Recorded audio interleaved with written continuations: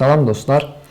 Deməli, bugünkü sualda bizə deyilir ki, avtomobil saatda 80 km sürətlə hərəkət edir. Yazaq avtomobilin sürətini saatda 80 km sürətlə. Sonra deyir ki, 100 km məsafəni getmək üçün ona 7 litr yanacaq lazım gəldi. Yazaq 100 kilometrə 7 litr yanacaq. Sual isə belədir. Əgər avtomobil 2 saat həmin sürətlə hərəkət edərsə, neçə litr yanacaq istifadə edər?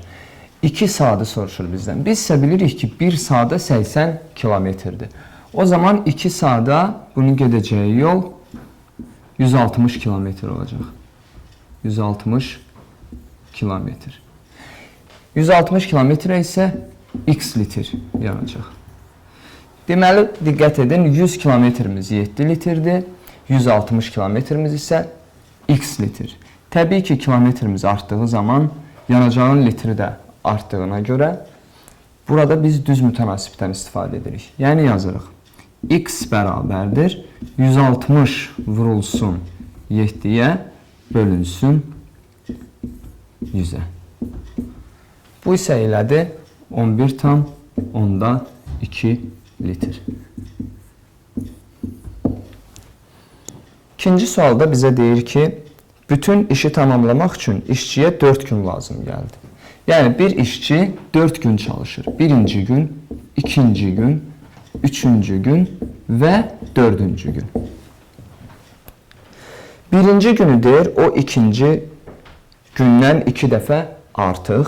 Birinci gün ikinci gündən 2 dəfə artıq. Gəlin deyək, ikinci günümüz x olsun. Birinci gün isə ondan 2 dəfə artıq. Yəni 2x. Amma, lakin üçüncü gündən 5 qədər az. 5 dəfə az. Əgər misal üçün birinci günü üçüncü gündən 5 dəfə azdırsa, bu deməkdir ki, üçüncü günü birinci gündən 5 dəfə çoxdur. Dəfə olduğuna görə 2x-i biz vururuq 5-ə. Bu da elədir 10x. Sonra bizə deyir ki, dördüncü gün isə onun gördüyü iş birinci və üçüncü günün gördüyü işinin cəminə bərabərdir. Yəni, bu dördüncü günü birinci və üçüncü günü gördüyü işin cəminə bərabərdir. Yəni, 2x toplansın 10x. Bu da elədir 12x. Sual isə belədir. Üçüncü günü bütün işin neçə faizini tamamladı? Üçüncü günü bütün işin neçə faizini tamamladı? Bütün işimiz, dostlar, gəlin bütün işi toplayaq. 2x toplansın x, 3x, 10x elədir 13x, 12x ilə də 25x. Bütün işimiz 25x-dir və 25x-imiz bizim faizlə edir 100%.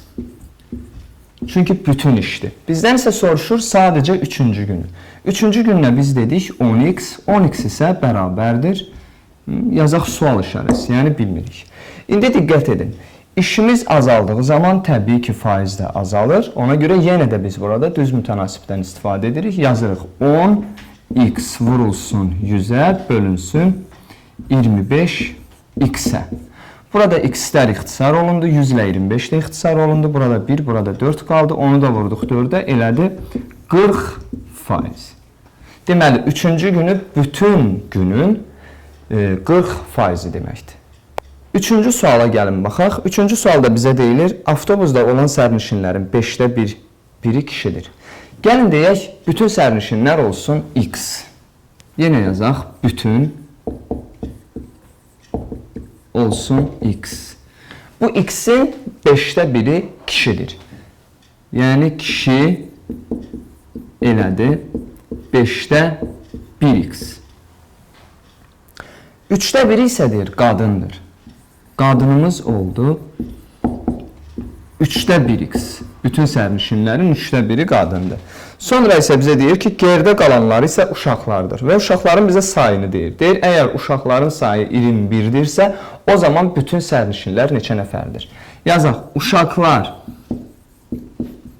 əgər 21-dirsə, bütün sərnişinlər neçə nəfərdir?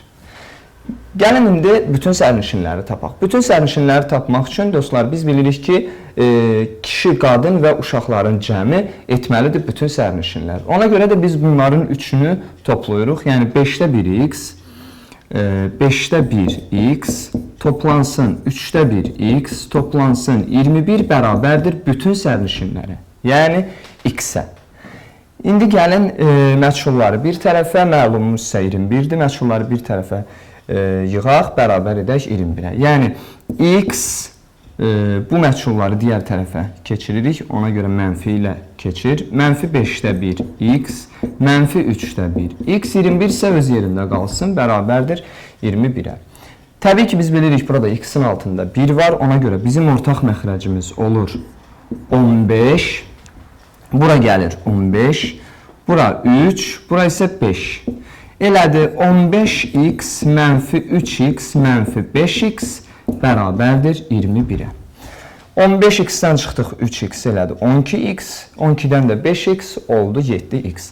7x bərabərdir 15 vurulsun 21-ə. Yəni çarpaz elədik də 21-in altında 1 olduğuna görə bunu çarpaz edirik, 15 vurulsun 21 olur. X isə bərabərdir. Baxın, biz 15-i 21-ə vurub vaxtımızı uzatmırıq.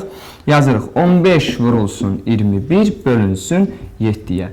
21 ilə 7-yi ixtisar edirik. Burada 1, burada 3. 15-i də 3-ə vururuq. Edir x bərabərdir 45. Deməli, bütün sərnişinlərimizin sayı 45 nəfərdir.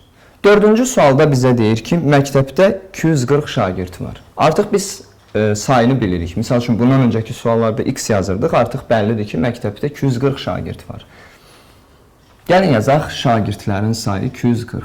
Şagird olsun 240 nəfər. Deyir, onlardan hər biri heç olmasa bir xarici dili öyrənir. İngilis dilini öyrənən şagirdlərin sayı bütün şagirdlərin sayının 3-də 2 hissəsini təşkil edir. Yazaq, İngilis dilini öyrənənlər bütün şagirdlərin 3-də 2-sini təşkil edir. Yəni, bütünü vururuq 3-də 2-yə. 240-ı vururuq 3-də 2-yə. İxtisar eləsək, burada 1, burada 80, elədi 160 nəfər. 160 nəfər şagird bizim İngilis dilini öyrənir. Sonra deyir ki, Alman dilini öyrənən şagirdlərin sayı isə 4-də 3 hissəsini təşkil edir. Yazaq, Alman dili yenə bütün şagirdlərin 4-də 3 hissəsidir. Bu da elədir 180 nəfər. Sual belədir. Bu məktəbin şagirdlərindən minimum neçəsi həm İngilis dilini, həm də Alman dilini öyrənir. Gəlin baxaq. İlk öncə biz bilirik bütün şagirdlər 240 nəfərdir. İngilis dilini öyrənənlər 160-dır, Alman dilini öyrənənlər 180-dir. Sual isə ortaq, yəni misal üçün neçə nəfər həm İngilis dilini, həm də Alman dilini öyrənir minimum. Onun üçün biz bunları toplayırıq, İngilis və Alman dillərinin sayını toplayırıq. 160 toplansın 180, elədir 340 və bu 340-dan təbii ki, bizim şagirdlərimiz 240 nəfər olduğuna görə bu 340-dan biz 240 nəfəri çıxırıq. Bu isə elədir 100 nəfər. Deməli 100 nəfər, minimum 100 nəfər həm İngilis dilini, həm də Alman dilini öyrənir. 5-ci sualda, yəni sonuncu sualda bizə deyilir ki, sinifin hər bir şagirdi ya rəqs ya da nəğmə dərnəyinə gedir. Biz artıq burada bilmirik. Şagirdlərin sayını ona görə yenə mən yazdım. Bütün şagirdlərimiz olsun x. Sonra deyir ki, rəqsə şagirdlərin 4-də 1 hissəsi. Yazaq, rəqs şagirdlərin 4-də 1 hissəsi, yəni 4-də 1 x. Nəğmə dərnəyinə isə şagirdlərin 8-də 7 hissəsi.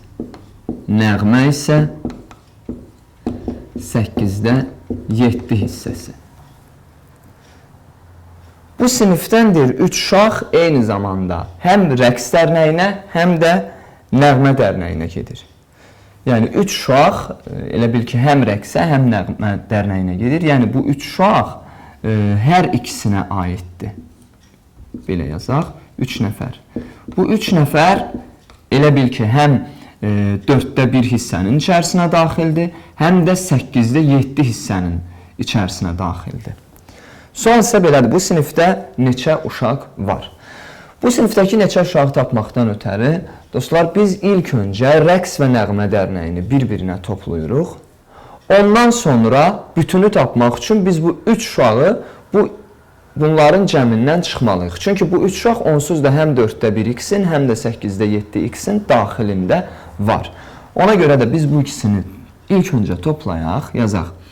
4-də 1x toplansın 8-də 7x mənfi həmin o 3 nəfər, hansı ki, həm 4-də 1-in, həm də 8-də 7-nin daxilindədir. Bərabər edək nəyə? Bütün şagirdlərə. X-ə. Bizdən də elə bu x-i soruşur. Burada məchulları bir tərəfə, məlumu isə digər tərəfə keçirək. Yəni 4-də 1x, müsbət 8-də 7x, mənfi x bərabərdir 3-ə. X-i bu tərəfə mənfi ilə, mənfi 3-ü isə digər tərəfə müsbətlə keçirdik. Təbii ki, yenə x-in altında 1 var görünməyən məxrəcimizdə. Ortaq məxrəc elədi 8, bura 2 gəldi, bura 1, bura isə 8. Bu elədi 2x toplansın 7x mənfi 8x bərabərdir 3-ə. Bu oldu 9x, 9x-dən də 8x çıxaq elədi sadəcə x. 1x təbii ki 1 yazılmır, yazırıq x bölünsün 8 bərabərdir 3-ə.